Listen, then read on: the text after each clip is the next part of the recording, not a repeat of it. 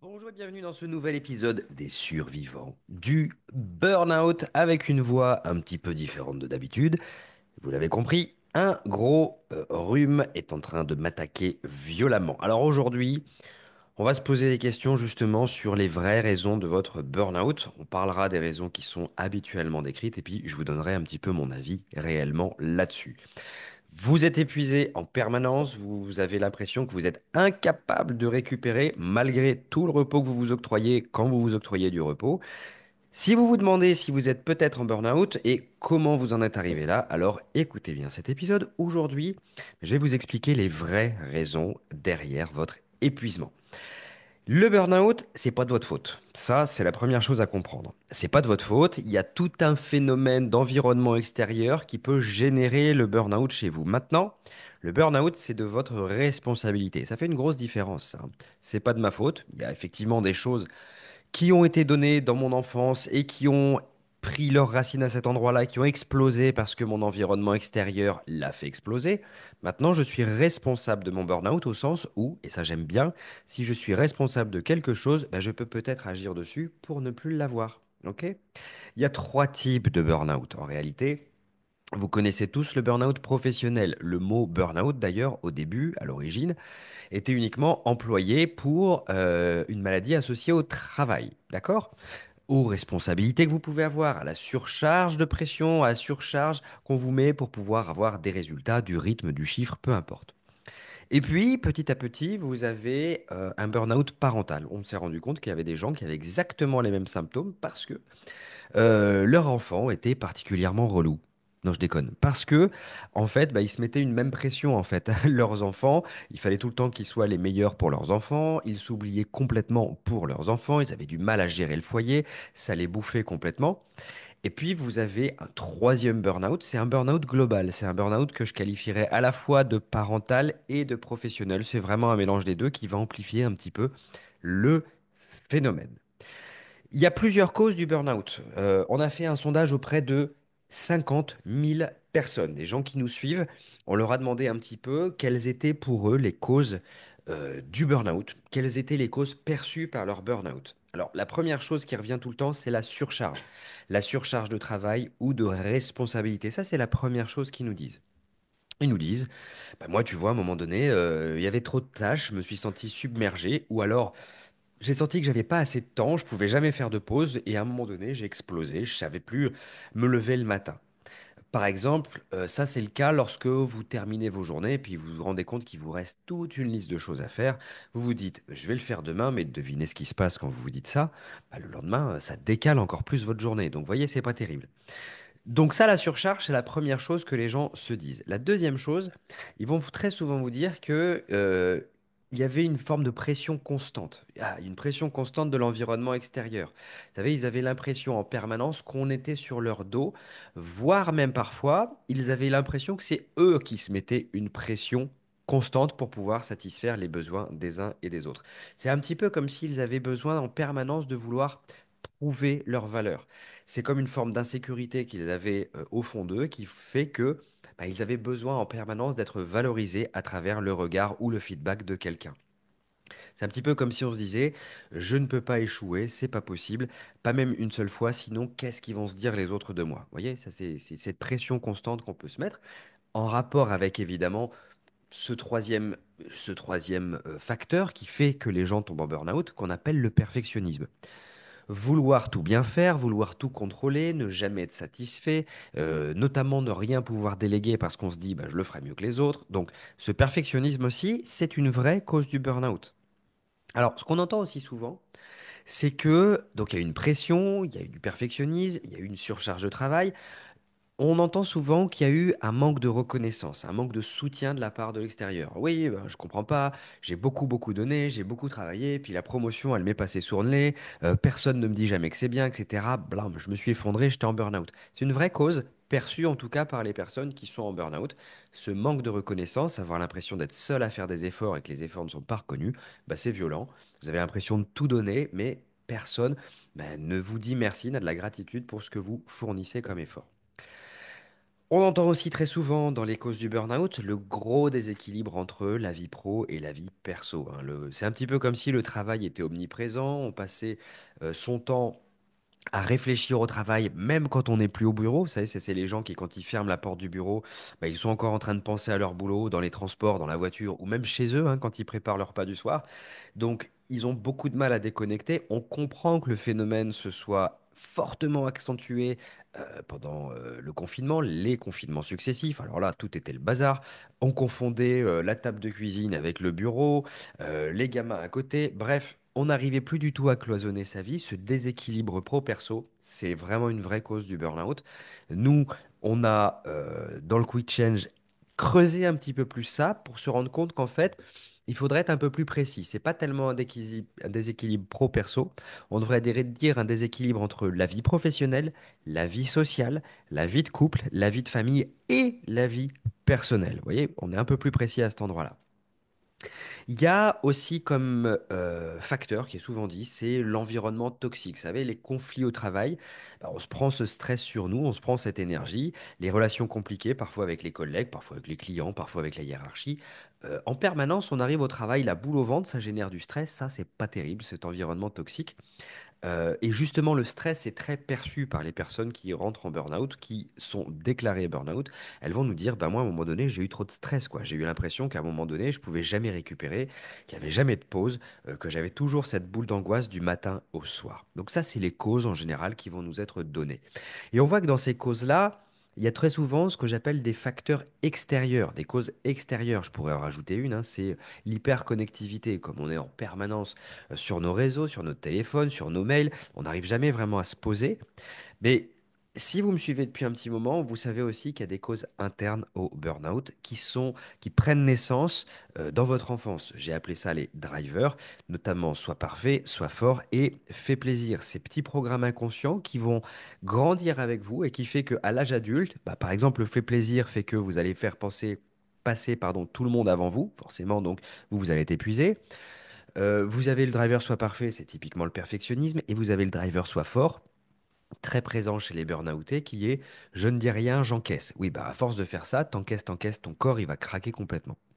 Donc on voit que c'est une vraie connexion entre des éléments extérieurs et des éléments intérieurs. Ces éléments intérieurs comme extérieurs, on peut avoir une action dessus et c'est ça qui est cool quand on prend la responsabilité de son burn-out.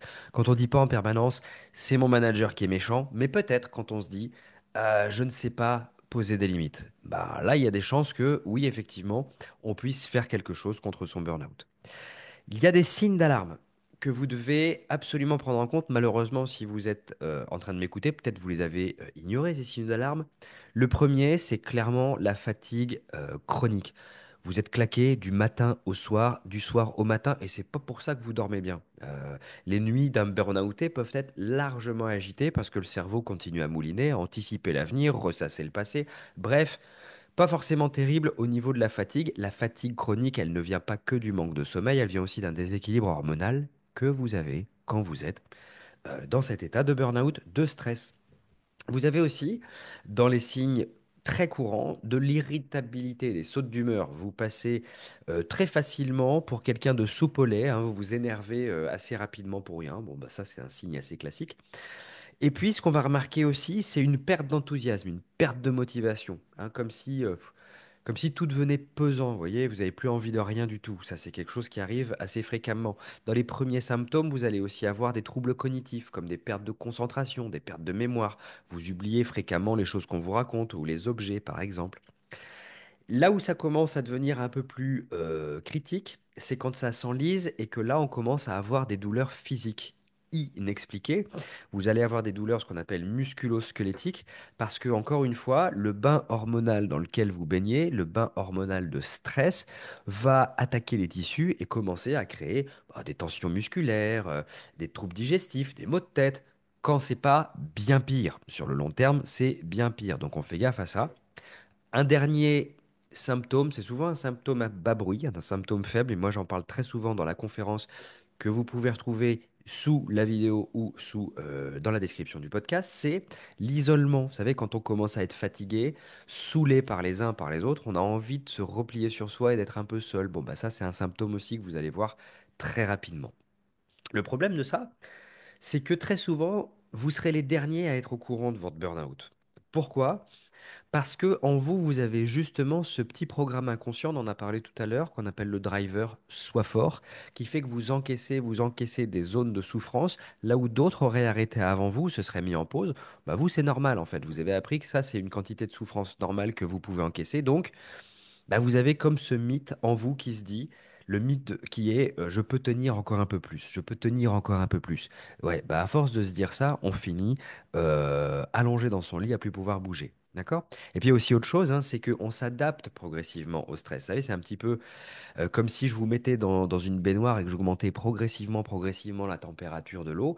Bah, c'est une adaptation, c'est pas comme si je vous plongeais immédiatement dans une eau très chaude. Donc on s'adapte progressivement au stress, ce qui fait que on finit par ne plus trop le sentir, ce stress, jusqu'au moment où bah, il va nous éteindre complètement.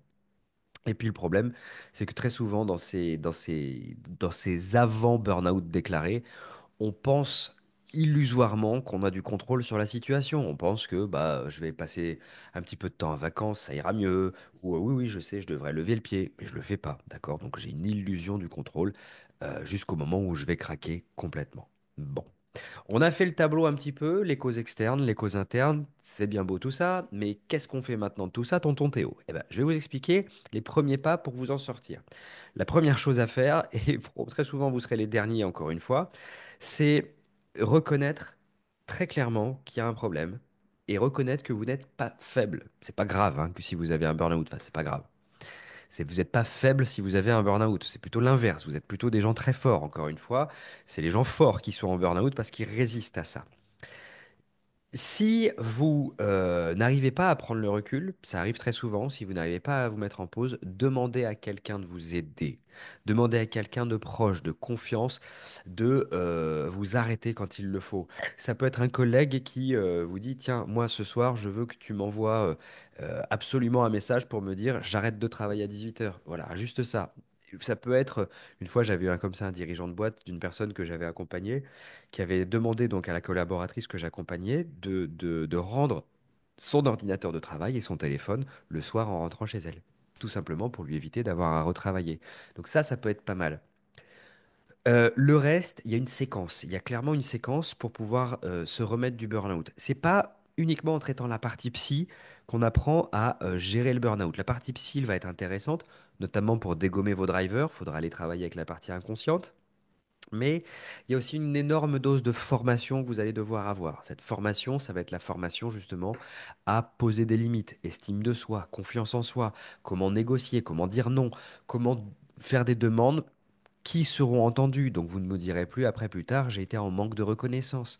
Comment être capable de gérer un conflit. Tout ça, c'est des formations qui vont vous permettre de prendre votre place en fait. Il y a une partie psy et une partie aussi, je dirais, vraiment formation. Il y a aussi une formation à la gestion du temps qui peut être intéressante parce que si vous ne savez pas gérer votre temps, c'est une vraie science, euh, bah, vous pouvez vous sentir submergé en général par les tâches qui vous incombent.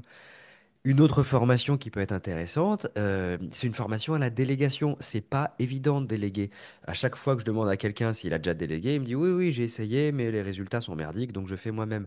Ou j'ai essayé de déléguer, ça marche pas. Ben non, très souvent, ce dont on s'aperçoit, c'est que les gens ne savent pas déléguer. Ça s'apprend à déléguer. Il y a des techniques pour déléguer. C'est pas un truc qui est spontané, qui est inné, la délégation. Ok?